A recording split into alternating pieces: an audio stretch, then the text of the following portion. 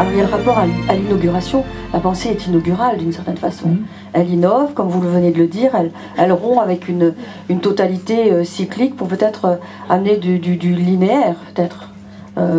On est peut-être plus dans un mouvement... et donc du progrès. Voilà, Pas nécessairement du progrès au sens économique du terme, mais du progrès au sens du latin progressus, qui fait que vous avancez. Tandis que quand vous en restez au cycle biologique ou cosmique, vous êtes comme un rat qui fait sa rotation dans un cycle pour gagner sa nourriture, et qui, chaque fois qu'il fait un tour, reçoit un morceau de fromage de la part de l'expérimentateur en laboratoire. Tous les animaux qui font des labyrinthes, qui font des exercices de ce genre, répètent toujours les mêmes gestes ou les mêmes activités. Il faut nourrir et dormir finalement. Il faut nourrir, dormir, se réveiller, avoir une activité sociale même pour l'animal, l'abeille, le termite, la fourmi, etc.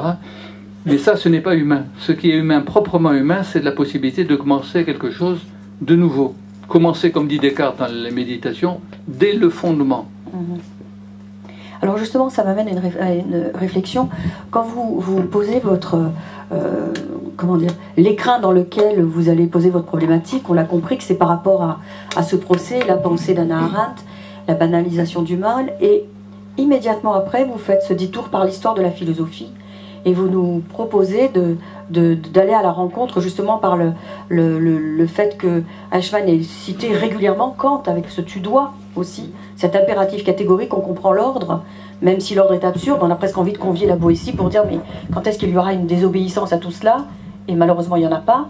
Mais sinon, vous nous amenez après à penser l'élévation de la pensée à partir de Platon, et on suit à ce moment-là un parcours qui rejoint un parcours d'histoire de la philosophie. Oui, mais je n'ai pas voulu faire une trajectoire d'histoire de la philosophie, mais simplement prendre quelques éclairages empruntés à Platon, empruntés à Rousseau, empruntés à Heidegger, empruntés à Camus, donc des auteurs très très différents, qui ne sont pas de même lignée, mais qui ont la même expérience de la pensée, parce que je crois que l'expérience de la pensée est la même pour tous. J'irai même plus loin, ce qui fait que tous les êtres humains, y compris les juifs, contrairement à ce que pensait Eichmann ou d'autres, sont des êtres humains, c'est qu'ils pensent en tant que tels. Et alors j'y insiste d'autant plus volontiers qu'à l'heure actuelle, sous la pression des mouvements écologistes profonds, on ne voit plus la différence entre l'homme et l'animal. L'homme est tellement, certains font remonter ça à Darwin, plongé dans le monde animal, que ce qui fait la différence, la communauté de l'homme et de l'animal, c'est l'affectivité. Quand vous lisez aujourd'hui ce qu'on appelle les écologistes profonds, la deep ecology, vous apercevez que ces auteurs-là n'octroient plus aucune supériorité ou même aucune distinction entre l'homme et l'animal, et enfoncent l'homme, un peu comme si on lui enfonçait la tête dans l'eau, l'enfonce dans l'animalité avec interdiction d'en sortir. Et le point commun de l'homme et de l'animal, c'était déjà chez Montaigne au XVIe siècle, c'est que tous les deux sont sensibles.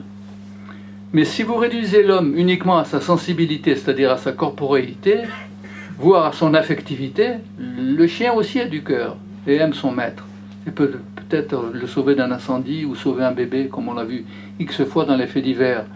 Mais si vous oubliez que ce qui définit l'homme par rapport à l'animal, c'est qu'il est en mesure de penser, et de penser en tant que nouveau commencement, c'est-à-dire de commencer quelque chose de nouveau, voyez Proust qui se met à sa table de travail et qui écrit la première phrase « Longtemps je me suis couché de bonne heure ». Ben, il fallait la trouver cette phrase. Avant qu'il l'écrive pour la première fois au début d'un amour de Swann, du côté de chez Swann, la feuille était vierge.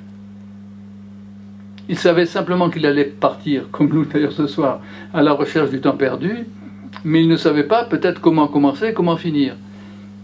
Alors il y a bien une boucle et un cercle chez Proust. Il est à la recherche du temps perdu, mais le dernier tome s'appelle Le temps retrouvé. Donc il a retrouvé d'une certaine manière le lien qui l'unissait à lui-même. Mais il n'a pu le retrouver qu'en étant un nouveau commencement, et peut-être même chaque jour quand il se remettait à sa table de travail, à son bureau, pour pouvoir penser ce qu'il disait de façon originale. C'est Descartes qui a amené dans une de ses lettres justement cette analyse en disant que l'animal nous ressemble beaucoup par les passions et qu'en réalité il y a quand même une distinction entre l'animal, vous l'avez souligné, hein, et l'homme qui est capable d'inaugurer par la pensée. Mais je reviens à votre propos parce que je le trouve tout aussi pertinent le fait que vous ayez fait ce détour par Platon, en commençant par lui, et en posant justement cette pensée qui va se finaliser par cet intelligible, par cette élévation, parce qu'il faut bien passer par les archétypes. Et c'est intéressant de s'imaginer qu'à un moment donné, l'homme arrive à concevoir son acte de pensée à partir de quelque chose qui va le sortir de lui-même, pour pouvoir se dire que le sensible n'a pas la perfection, on va dire, possible pour accueillir tout l'intelligible, et ce décalage entre l'intelligible qui est la perfection absolue, qui fait que il va falloir sortir de soi, être dans cette allégorie, le mythe, l'usage du mythe d'ailleurs, lorsqu'on ne peut plus démontrer, pour pouvoir envisager cet aletheia, cet oubli, pour que de nouveau, il y ait la possibilité de se ressouvenir. On a souvent très mal enseigné Platon. D'abord, Platon ne se... moi-même. Non, c'était au contraire très bien, c'est ce qui m'y fait penser. On confond toujours Platon avec le platonisme, comme Descartes avec le cartésianisme et d'autres choses. Donc on pourrait presque dire que le platonisme, c'est l'ensemble des contresens qui ont été faits sur Platon. En réalité, Platon découvre, alors je ne sais pas si c'est vrai, chacun refera l'expérience intime de la pensée et du temps, quelque chose qui me paraît juste. Et quand quelqu'un vous dit, qu'il soit prof de philo comme moi ou pas, que cela lui paraît juste, c'est tout simplement parce qu'il l'a vécu. Pas simplement parce que la démonstration rhétorique ou logique est juste. Il faut vivre. Il y a un texte de Nietzsche qui me revient en mémoire au moment où je pense devant vous, donc je n'ai pas préparé cette intervention, où Nietzsche dit qu'il y a plusieurs types de voyageurs. Il dit qu'il y a 5 types de voyageurs. Ceux qui vont à l'étranger et qui ne voient rien. Disons le touriste moderne, qui voit de moins en moins parce qu'il prend tout en photo ou en caméra. Donc il n'a plus le temps de regarder, c'est l'appareil qui regarde à sa place. Déjà Nietzsche a bien compris qu'il y a des gens qui, quand ils vont en voyage, ne voient rien, ou s'ils voient, ils ne regardent pas ce qu'ils ont vu. Il y a ceux qui connaissent ce qu'ils sont en train de voir, donc qui approfondissent un petit peu leur voyage. Il y a les gens qui, quand ils reviennent chez eux, récapitulent leur voyage, comme quand vous passez de vieilles diapositives ou de photographies que vous avez prises. Il y a ceux, en 4e partie, c'est dans Le Voyageur et son ombre que l'on trouve ce texte. Il y a ceux qui reviennent et qui éprouvent le bonheur d'avoir voyagé et qui ont un rapport de pensée et d'émotion avec ceux qu'ils ont quittés.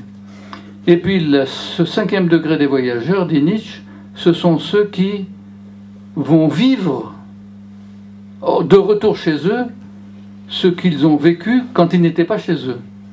Un peu comme si Ulysse retournait à Ithaque, revivait, avec Pénélope ou sans elle, d'ailleurs peu importe, ce qu'il a vécu auparavant avec Circé, le Cyclope, Calypso, etc. C'est-à-dire qu'il y a une sorte de récapitulation. Mais cette récapitulation est nouvelle, fondamentalement nouvelle.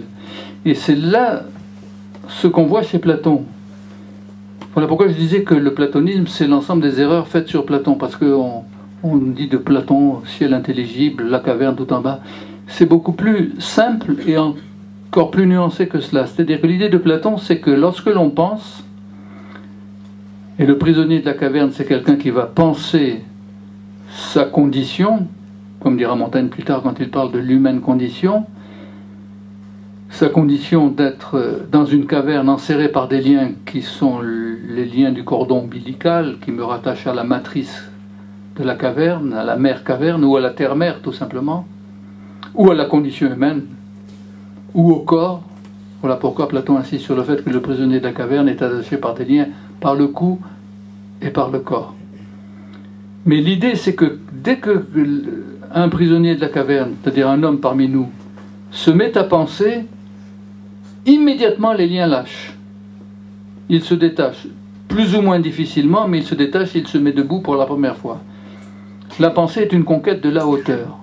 La première remarque que fait Platon dans le mythe de la caverne, c'est que le prisonnier qui était tassé en position fétale depuis l'enfance, que dis-je, depuis la naissance, et depuis la naissance, puisque le fœtus est en position dite fétale, se déploie et conquiert la verticalité. Idée reprise d'ailleurs par Lévinas quand il commente Platon, lorsque Lévinas dit que l'humanité c'est la conquête de la verticalité. Mais cette verticalité n'est pas simplement spatiale, elle est éthique. Et voilà pourquoi le prisonnier de la caverne voudra sortir sans comprendre pourquoi. C'est là que l'on voit à quel point la pensée, comme le temps est invisible, voudra sortir de la caverne et se diriger vers l'extérieur, c'est-à-dire vers la lumière solaire, et non pas simplement la petite lumière du feu qu'éclaire la caverne, pour essayer de comprendre quelle est sa marche ou sa démarche.